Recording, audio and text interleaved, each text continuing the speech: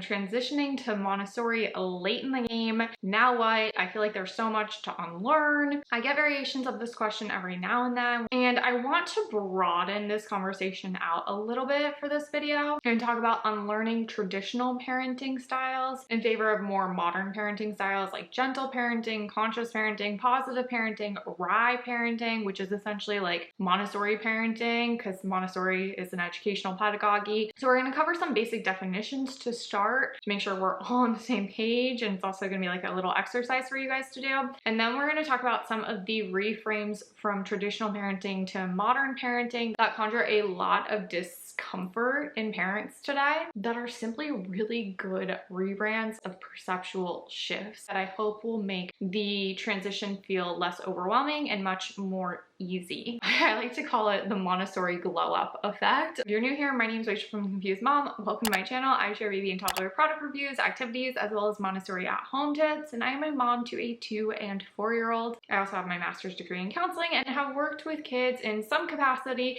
for nearly 20 years. So let's start with defining some things, and I would love for you either to pause this video or at the end of your day today, sit down with your partner and do this little exercise. And that is to write down what good parenting looks like to you. The more detailed you can be here, the better. This can also be a working document that you add onto and revise over their time. My husband and I did this practice, well, we've done it many times, but we first started doing this practice when I was pregnant with my first, and it really like became our parenting manifesto that we have constantly revisited, refined, and leaned on during really hard, challenging times in parenthood. Let's jump into some of the definitions that we're gonna need for this video to make sure we're all on the same page, because I find that if you ask 5 different people what something means, oftentimes you'll get 5 different answers. So for the purposes of this video and this conversation, traditional parenting is going to be defined as more of an authoritarian approach to parenting. This is really somebody that is raising their children to obey authority, be obedient, and really trying to control the child by means of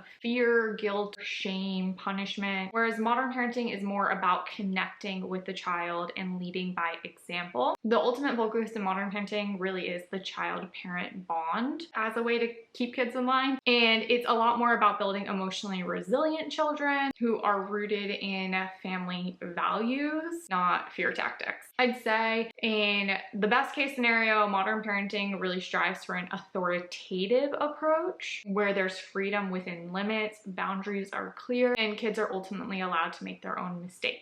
With those kind of definitions in mind, I want to pause and throw some nuance out. Neither of these is better or worse than the other. You can go out and find research in support and against both of these approaches. Execution of these is going to look different from person to person, from child to child. And at the end of the day, there's no perfect in parenthood. No child gets through childhood unscathed. So this video isn't meant to be a measuring stick of who's doing it right or wrong. Personally, I think there's things that are beneficial in each, and there are things to be wary of in each. For instance, ruling by fear is never okay in my book. But on the flip side, I find that many people attempting modern parenting techniques ultimately fall short of authoritative parenting and become more permissive or ambivalent or avoidant in their parenting styles. We are seeing this huge positive movement in the modern parenting techniques that doesn't come without some pause. I just want to throw that out there. Ultimately, I think the biggest guide on whether or not a parenting style or response is working for you is checking in with yourself and asking, do I feel uneasy with how I just handled that situation, or do I feel at peace with how I did it? We all have our own childhood baggage to unpack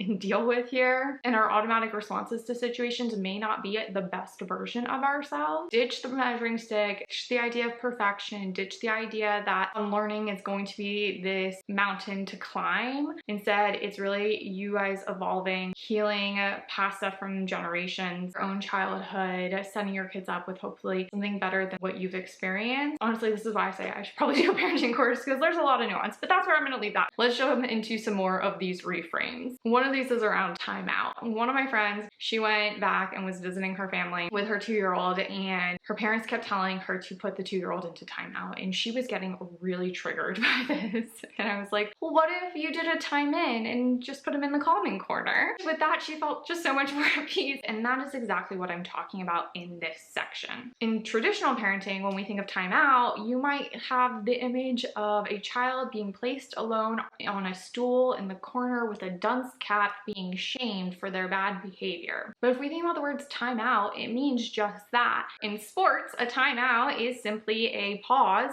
to regroup. It's not looked at as some horrible punishing thing. Somewhere along the way in parenting, it became associated with the idea of extinguishing unwanted behavior, which is exactly what it still is kind of doing, but the energy behind it has to do with your perception of it. So for instance, my daughter started out of school and it was kind of like a Montessori hybrid type of school, very loving, modern parenting, if you will. And so I was really surprised when one day she started coming home and telling me all these kids were getting put in timeout. I was like, what is going on over there? This is like the complete opposite of what I thought the schooling was going to be, the teacher was going to be. Upon further questioning and due diligence, I came to find out that they were really just being put into like a calming corner. The teacher wasn't punishing the kids. It was more of, you're acting crazy, you need a minute to collect yourself, go take a break. I think that nuance of my own childhood baggage, I labeled timeout as this horrible thing, the dunce cap version, only to come to find out that the teacher was not bringing that energy to the kids. My daughter saw it as like a nice little relief moment. I would always ask her, was so-and-so upset that they were put in timeout? No, they were happy. They just sat there and read a book for a little, and then they came back and played. And so obviously that's not to say that all schools that are putting kids in timeout are necessarily following that aligned energy. There's always something worth questioning there, but if you find yourself having tension with family members or more old school parenting, maybe take a deep breath, calm yourself down, and remember that it's not too different than a calming corner or taking a break. Time in is a little bit different. Time out, you're sitting alone. A time in, you're sitting with the child to help them co-regulate. Now, in a classroom setting, teachers, they don't have the bandwidth to do something like that. The next reframe I want to offer is punishments and rewards versus consequences. So in traditional parenting, we know that they love punishments and rewards, but in more like Montessori style parenting or modern parenting techniques, we call it natural consequences.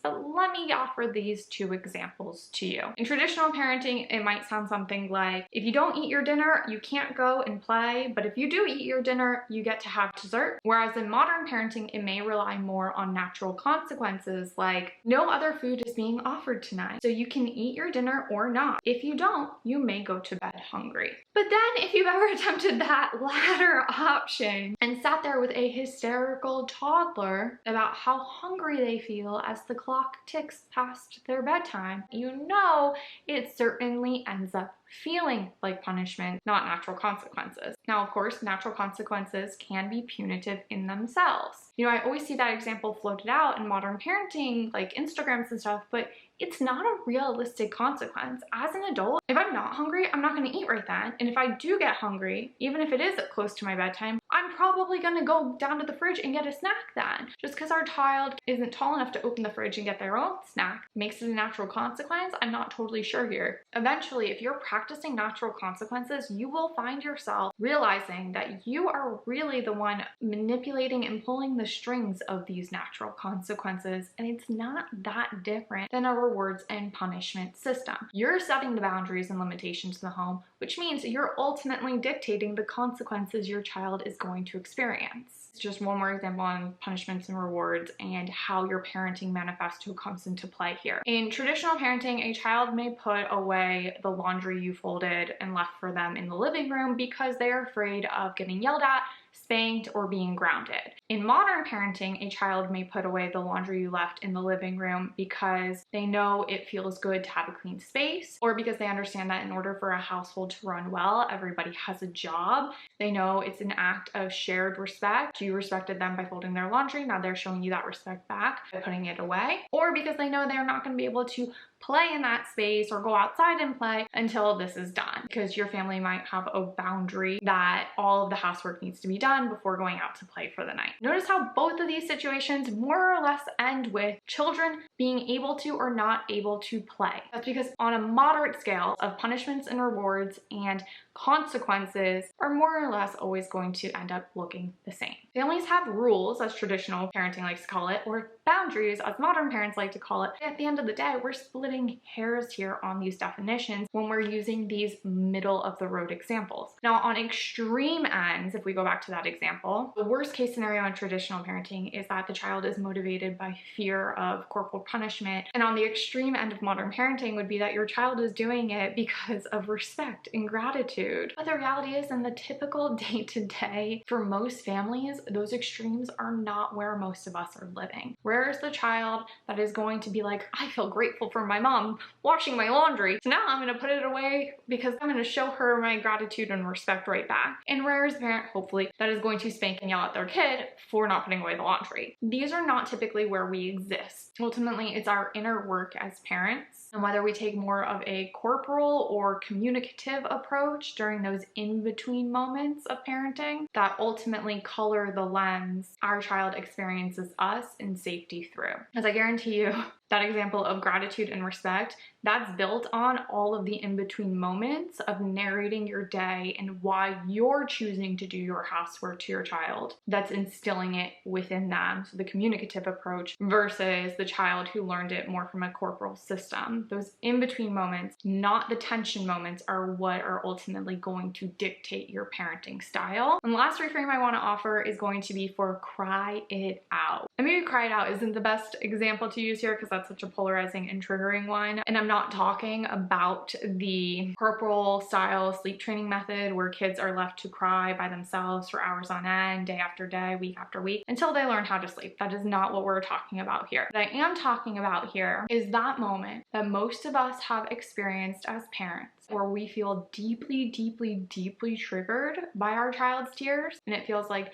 no matter what we do, we cannot get them to stop crying. In infants, this is often called the witching hour, where exhausted moms probably know the inner dialogue I'm referencing here of feeling like a failure because somewhere along the way in our human experience, it was taught to us that babies just shouldn't cry. And if you have had that instilled in you, you might find yourself dissociating in those moments and energetically abandoning your child, even though you may physically be right there with them. Now, not everybody watching this may know what I'm talking about or have this experience, and that's okay. But if you do know the visceral overwhelm to your child's tears that I'm referring to, I offer you this. A child's crying is a freedom of choice to express themselves. It's our job to regulate ourselves in that moment, as our own bodies may be having a memory of a time in our childhood where it was not safe for us to cry. Crying it out is a healthy thing. It releases oxytocin, it releases endorphins, it's a way to manage stress and anxiety levels. Our bodies literally need to cry in order to complete a stress cycle sometimes. Now, that's not to say it's normal for children to cry for hours and hours on end, day after day.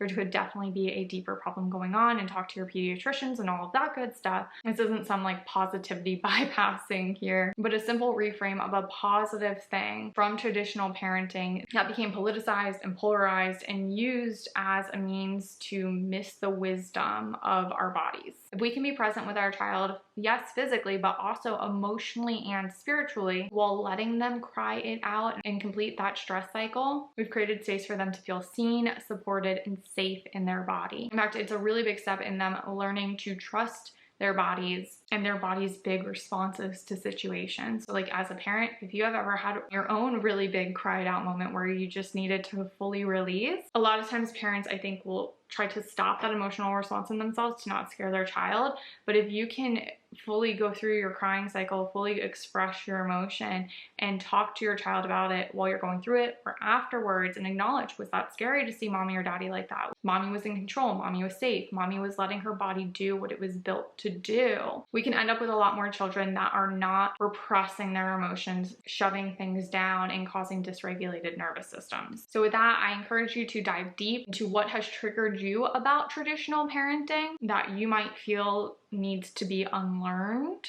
and see if you can squeeze some juice out of it to make some lemonade. I'd love to hear in the comments what reframes you guys are gonna try in your life. If you like this video, be sure to give it a thumbs up, share it with a friend. Don't forget to hit that subscribe and notification bell so you don't miss future videos. In the meantime, be sure to go ahead and check out more of my, maybe I'll like make a parenting tips playlist for you guys. It'll be right there. Otherwise, go ahead and check out this video that others are loving. As always, my name is Rachel. Have a good one.